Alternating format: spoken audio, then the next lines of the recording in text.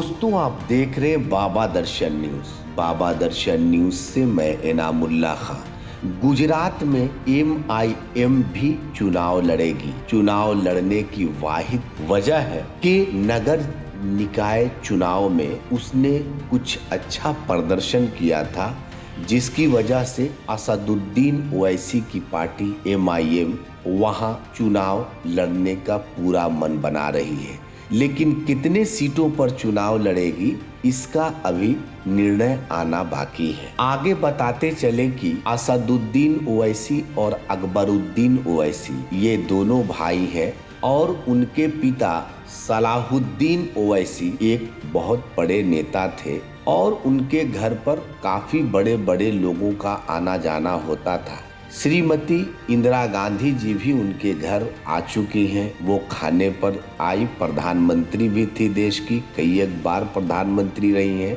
के चंद्रशेखर राव जो तेलंगाना के मुख्यमंत्री हैं, तेलुगु देशम पार्टी के नेता हैं, उनका भी आगमन हुआ है। ऐसे कई एक किनका किनका नाम लिया जाए, हर कोई इनके घर पर आ चुके हैं। और ये दोनों भाई मुस्लिम वोट, यानी हिंदुस्तान के अंदर जो मुस्लिम वोट है उसको अपनी तरफ लेने की कोशिश करते हैं। इनके कई एक राज्यों में लोकसभा सांसद भी हैं और विधानसभा के सदस्य भी हैं, यानी विधायक और सांसद भी हैं। अब आगे की बात समझने की जरूरत है कि 2020 में जब बिहार के अंदर चुनाव हुआ था तो इनकी पार्टी ने 5 विधायक, यानी उनके 5 विधायक सीमांचल में जीते थे, यानी किशनगंज, पूर्णिया वगैरह में इनके 5। यहाँ उनके प्रदेश अध्यक्ष थे अख्तरुल ईमान, वो भी विधायक थे।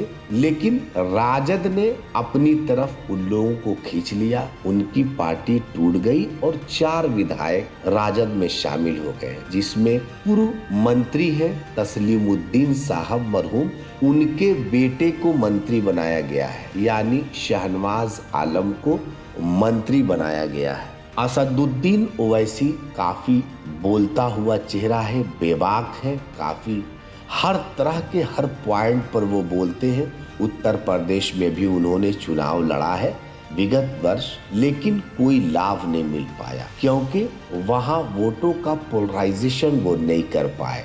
और उनके छोटे भाई अकबरुद्दीन ओवैसी वो बहुत बेबाक बोलते हैं और उनके हाथ में माइक जाता है तो वो नफरत फैलाने वाली बात बोलते हैं, जैसे RSS के कुछ लोग बोलते हैं, जैसे BJP के कुछ नेता और सांसद बोलते हैं, और वो बहुत खतरनाक लोग बोलते हैं तो उन्हीं के अगेंस्ट में ये भी बोलते हैं। इनके अगर भाषण को सुना जाए तो ये बहुत खतरनाक बोलते हैं और ये ऐसी बात बोलते हैं जिससे हिंदू मुस्लिम के बीच तनाव पैदा हो जाता है। यानी कि जिस तरीके से BJP के कई एक सांसद हैं, बिहार में भी कुछ ऐसे नेता हैं जो इस तरीके की बातें करते हैं। और असदुद्दीन ओवैसी की MIM पार्टी जो है वो गुजरात जा रही है चुनाव लड़ने के लिए, यानी वहां का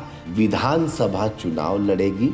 और चुनाव लड़ने के बाद उन्हें पता चलेगा कि वहां पर इनकी क्या पोजीशन है। आम आदमी भी वहां चुनाव लड़ेगी, कांग्रेस भी चुनाव लड़ेगी और भाजपा तो वहां सत्ताधारी ही है। वहां तो भाजपा ऑलरेडी काफी दिनों से सत्ता में है। तो इन सब चीजों को देखते हुए सलाहुद्दीन साहब, यानी के असदुद्दीन ओवैसी साहब के जो पिताजी हैं, उन्होंने इन लोगों को काफी गुर सिखाए हैं, यानी इन लोगों को किस तरीके से चुनाव लड़ना चाहिए, किस तरीके से यहाँ राजनीति करना चाहिए। बचपन से ही अपने दोनों बेटों को इन लोगों ने सिखाया है।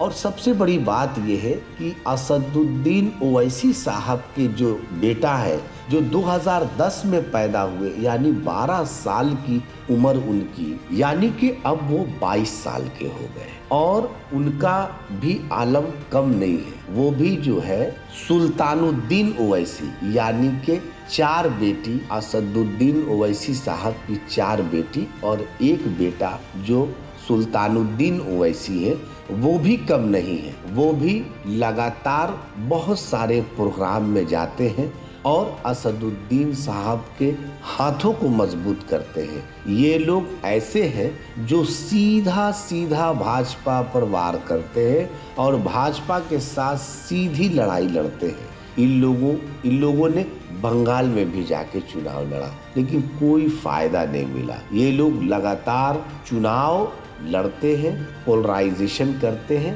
यानी इन लोग दलित के वोटों को भी साधने की कोशिश करते हैं कि किसी तरीके से दलित का भी वोट आए। वो हैदराबाद से सांसद हैं और कई एक टर्म सांसद रहे हैं। उनके भाई जो अकबरुद्दीन ओवैसी हैं वो भी वहाँ से विधायक हैं और वो विधायक दल के नेता भी हैं। यानी कि पूरा का पूरा घर जो है राजनीति में है और इनके बहुत सारे यूनिवर्सिटी हैं, बहुत सारे मेडिकल है, हॉस्पिटल है, यानी हर तरह से इन लोग जो है पैसे से कौड़ी से हर तरह से इन लोग बेहतर है। इन लोगों की स्थिति का अगर जायजा लिया जाए तो इन लोगों के पास काफी धन है, काफी संपत्ति है और इन लोग मुस्लिम वोटों पर ही पोलराइजेशन करने की कोशिश करते हैं। महाराष्ट्र में भी इनके सांसद हैं, विधायक हैं और वहाँ के भी नगर निकाय चुनाव में इन लोगों के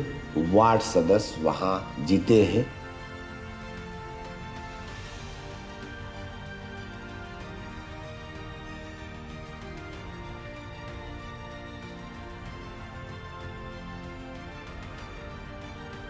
अगर आप इस वीडियो को फेसबुक पर देख रहे हैं तो फेसबुक पेज को लाइक कीजिए और वीडियो को शेयर कीजिए।